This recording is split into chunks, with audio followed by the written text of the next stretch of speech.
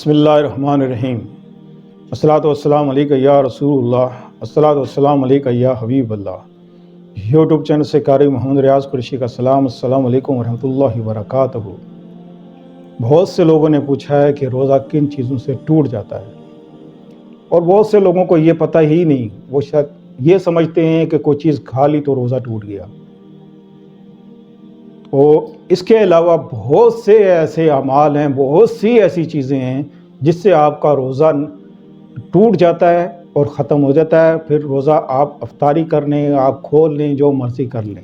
اگر آپ نے یہ کام کیا، یہ غلطیاں کی، تو آپ فوراً روزہ کھول لیں۔ لیکن کیا ہے کہ یہ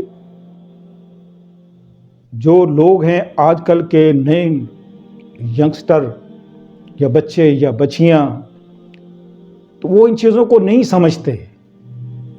لیکن جو بڑے ہیں، جو بزرگ ہیں، جو جانتے ہیں، اگر میری بات غلط ہے، میں صحیح نہیں کہہ رہا ہوں، آپ کسی سے مشورہ لے لیں، لیکن اپنی انا سے تو نکلیں،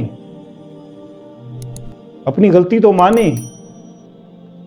اب روزہ کن چیزوں سے ٹوٹتا ہے؟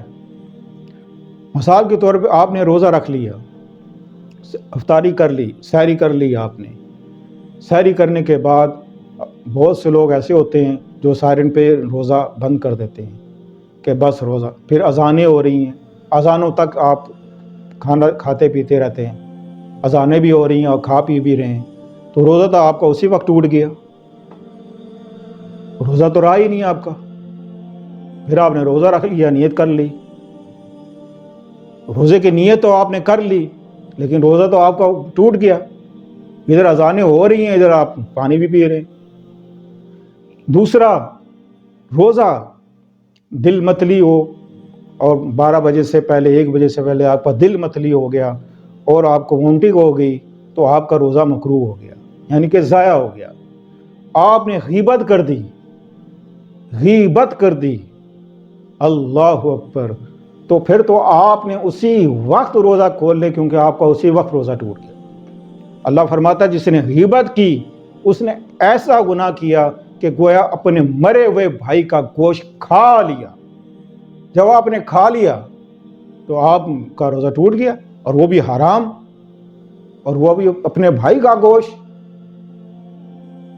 اس سے بدترین گناہ کوئی ہے ہی نہیں۔ دوسرا، جھوٹ۔ آپ نے روزہ رکھا ہوا ہے، جھوٹ بولا۔ ماں بچے سے پوچھتی ہے بچے کہاں سے آ رہا ہے، بچہ سچ بجائے جھوٹ بولے، اماں جی میں تو اتھوں آ رہے ہیں۔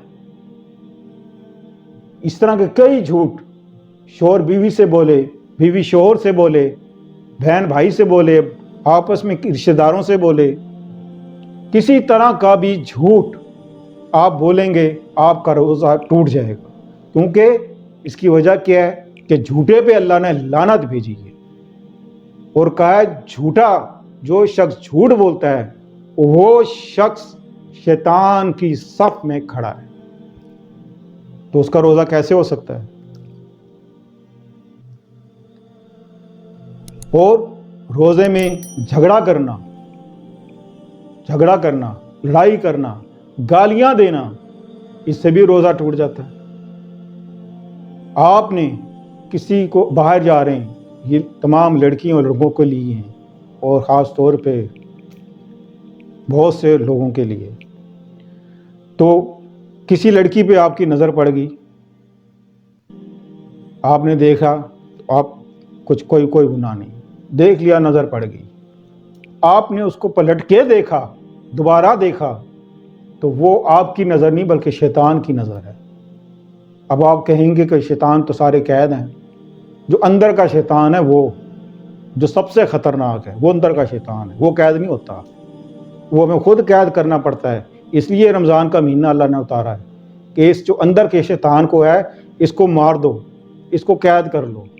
یہ ہمارے بس میں ہے کہ ہم نے اس کے ساتھ کیا سلوک کرنا ہے، جو اندر کا شیطان ہے۔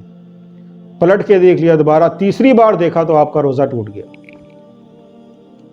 لہٰذا موبائل دیکھنے سے پرہیز کریں، ایسی چیزیں نہ دیکھیں کہ آپ کا روزہ بعض لوگ کہتے ہیں جی ان تو روزہ کھل گیا، ان راتی جو مرضی دیکھو، راتی جو مرضی دیکھو، روزہ تو کھل گیا لیکن روزہ آپ کا ضائع چلا گیا، کیونکہ پرہیزگاری نہیں آئی، پرہیزگاری نہیں آئی، مقصد نہیں پورا ہوا روزے کا، روزہ آپ کا ضائع چلا گیا۔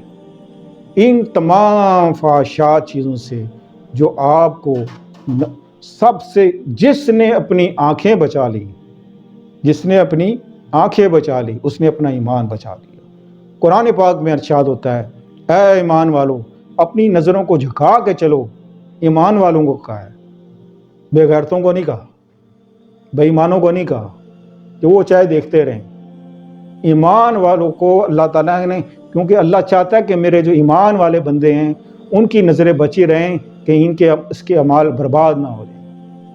ایمان والو اپنی نظروں کو جھکا کے چلو، اٹھا کے نہ چلو۔ تو یہ سب چیزیں ہیں کہ چھوٹی چھوٹی بہت سی جو گناہ ہیں جو ہم کرتے ہیں روزہ رکھ کے، آپس میں گفتگو کی کسی نہ کسی کے موضوع پہ، ظاہر بات ہے ہم کسی نہ کسی کی ضرور غیبت کریں گے، تو لہٰذا کم سے کم بولیں، جب بولیں آپ اللہ رسول کی بات کریں، محبت پیار و محبت کی بات کریں، اخلاص کی بات کریں، اور کسی کو صلح کی بات کریں۔ اگر کوئی دو دوست آپس میں روٹھے ہوئے ہیں ان کو منانے کی بات کریں، کوئی آپ اس کا رشتہ دار عزیز روٹھا ہے اسے منانے کی بات کریں، میاں بیوی میں کوئی لڑائی جھگڑا ہے اس کو منانے کی بات کریں۔